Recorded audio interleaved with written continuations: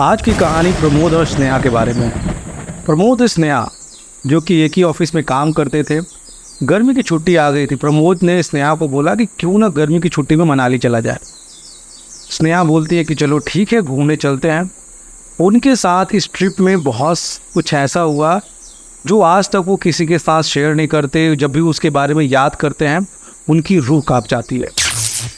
इनकी कहानी के बारे में मेरे एक सब्सक्राइबर ने हमको बताया कि उनके साथ क्या क्या हुआ है, तो हम उसी कहानी को आपके साथ शेयर करते हैं। अगर आप लोग में से कोई भी अपनी कहानी को हमारे साथ शेयर करना चाहो तो नीचे दिए गए व्हाट्सएप नंबर पे आप अपनी कहानी को शेयर कर सकते हो, जो कि हम अपने यूट्यूब चैनल पे आपकी कहानी को लोगों के सामने लेके आएंगे। गर्मी का समय था। प्रमोद और स्नेहा एक लंबे सफ़र पर निकलते हैं। सफ़र के दौरान उन्हें काफ़ी ज़्यादा मज़ा आ रहा था, क्योंकि ये लोग काफ़ी समय से छुट्टी प्लान कर रहे थे, पर ऑफिस के कारण वो छुट्टी पे कहीं जा ही नहीं पा रहे थे। फिर एक बार उन्होंने डिसाइड किया कि चलो ऊटी चलते हैं, और ऊटी के सफ़र पे लोग निकल गए।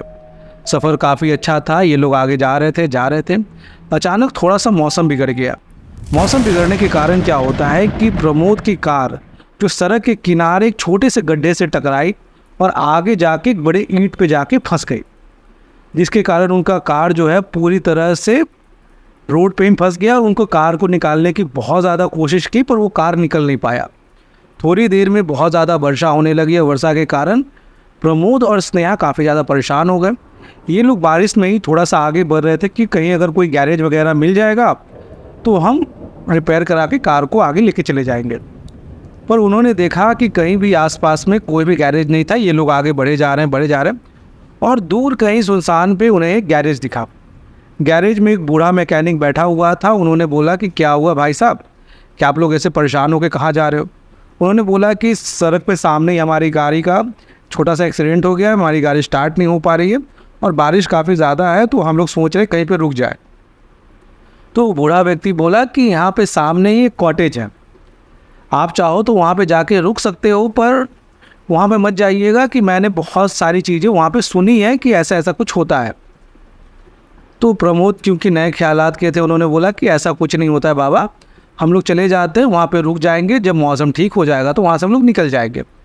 तो बूढ़ा बोला कि जैसे ही आपकी मर्ज़ी, मेरा काम था बताना, हमने आपको बता दिया, और इसको मानना है या ना मानना है तो पूरी तरह से आपके ऊपर है।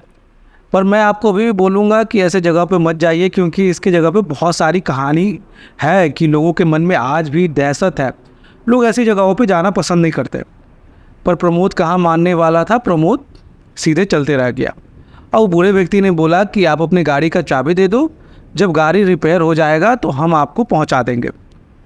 तो प्रमोद बोलता है एक काम कीजिएगा, सामने के कॉटेज में हम लोग जा रहे हैं, जब गाड़ी रिपेयर हो जाए तो आप हमें दे दीजिएगा, हम लोग यहाँ से निकल जाएंगे। बूढ़ा बोला कि ठीक है, आपकी अगर यही मर्जी है तो आप लोग जाओ। जैसे ही प्रमोद और स्नेहा चले जाते हैं, कॉटेज काफ़ी ज़्यादा सुनसान था और उसमें एक स्टाफ था जो कि काफ़ी ज़्यादा बूढ़ा हो चुका था और उससे ठीक से चला भी नहीं जा रहा था। वो कॉटेज के आगे एक छोटे से कमरे में एक ऑफिस की तरह ही बना हुआ था, उसी में वो रुका हुआ था। प्रमोद जाता है, बोलता है कि मुझे एक कमरा दे दीजिए कि जैसे ही बारिश रुक जाएगा हम लोग यहाँ से निकल जाएगा, हम लोग यहाँ से फंस गए। बूढ़ा बोलता है कि ठीक है, ऊपर में एक कमरा खाली है, अब चले जाओ और वहाँ पे फ्रेश वगैरह हो जाओ। प्रमोद चला जाता है और प्रमोद जैसे ही उस होटल में या कॉटेज बोल लीजिए उसमें जब जाता है, वहाँ पे देखता है कि कहीं पर भी पानी नहीं आ रहा है। न वॉशरूम में आ रहा है, न किचन में आ रहा है, कहीं पे भी कोई पानी नहीं आ रहा है। प्रमोद काफ़ी ज़्यादा इरिटेट हो जाता है, यार कैसा जगह है, इन्होंने बोला ऊपर जाओ फ्रेश हो जाओ, पानी का आता पता नहीं है। और स्नेहा भी बोलने लग गई कि चलो यार नहा वहा के फ्रेश होकर हम लोग निकलते हैं, पर पानी है ही नहीं। तो प्रमोद इरिटेट होते गया और उस बूढ़े से बोलता है कि क्या बात है, आपने बोला था कि यहाँ पे पानी आ रहा है और यहाँ पे तो कोई पानी आ ही नहीं रहा है। बूढ़ा अपने ध्यान में गुम था और अपने रेडियो को सुन रहा था। प्रमोद देख के और गुस्सा होता है कि इसको हम कब से बोल रहे हैं और ये कान लगा के रेडियो सुन रहा है। तो प्रमोद ने पूरा झंझोड़ते हुए उस बूढ़े को उठाया कि हम उतने देर से कुछ बोल रहे, सुनाई उनाई दे रहा है कि नहीं दे रहा है आपको? बूढ़ा बोलता है क्या हुआ? प्रमोद बोलता है कि ऊपर पानी नहीं आ रहा है, हम फ्रेश कैसे हो? बूढ़ा बोलता है कि इंतज़ार कीजिए, सब कुछ आ जाएगा। प्रमोद चुपचाप वहाँ पे रिसेप्शन में बैठ जाता है। तब तक स्नेहा जो कि अपने रूम में बैठी हुई थी, ये सुनाई देता है कि अचानक से शावर चलने लग गया। स्नेहा बहुत ज़्यादा खुश होती है कि चलो अब शावर चल रहा है, दोनों नहा लेते हैं। और जैसे ही वो नहाने लगती है तो अच्छे से वो नहा वहा रही थी, अचानक शावर से काला पानी आने लग गया। स्नेहा डर जाती है कि अचानक से काला पानी आने लग गया, और थोड़ी ही देर के बाद काला पानी बदल के अब लाल पानी आने लग गया। स्नेहा का डर और बढ़ गया कि अभी थोड़ी देर पहले काला पानी आ रहा था, इस पर से अब लाल पानी आने लग गया। और हड़बड़ा के स्नेहा बाहर निकलती है तो अचानक देखती है कि पीछे से उसे किसी ने पकड़ लिया। वो पीछे घूम के देखती है तो कुछ नहीं, और पूरे बाथरूम में कोहरा कोहरा हो गया था, धुआं धुआं पूरे बाथरूम में फैला हुआ था। स्नेहा ये चीज़ देख के बहुत ज़्यादा घबरा जाती है कि अभी थोड़ी देर पहले तो सब कुछ ठीक था, फिर अचानक से ही क्या हो गया।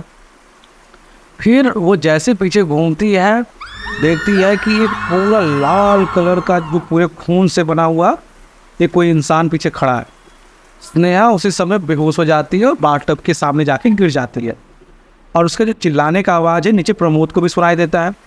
प्रमोद दौड़ के ऊपर जाता है, और जैसे ही ऊपर जाता है देखता है कि स्नेहा बेहोश पड़ी हुई है और उसके सामने एक चाकू पड़ा हुआ है। जैसे प्रमोद झुकता है और चाकू लेकर उठता है तो उसे एक मिरर में ये पूरा खूनी भूत दिखता है, और जैसे ही वो एक बार जब करता है तो पूरा सब कुछ नॉर्मल है। ये देख के प्रमोद काफ़ी ज़्यादा डर जाता है, उसे कहीं ना कहीं ये लगने लगता है कि इस होटल में कुछ तो गड़बड़ है। प्रमोद बिना कोई समय गवाए तुरंत वहाँ से निकलता है, स्नेहा को बेड पे लेके जाता है, सुलाता है। थोड़ी देर में स्नेहा को होश आता है, और तुरंत से उसने उसी जहाँ पे गैरेज पे उन्होंने एक बूढ़े आदमी को बोला था कि उन्हें गाड़ी उसके दुकान पे जाता है, तब तक बूढ़े आदमी वही गाड़ी बना के रखा था और बैठता है, निकल जाता है। और आज तक जब उनसे कोई पूछता है कि उस रात के बारे में बताइए कि उस रात को क्या हुआ था, उनके पास आज तक कोई सही जवाब नहीं है कि आखिरकार उस होटल में हुआ क्या था।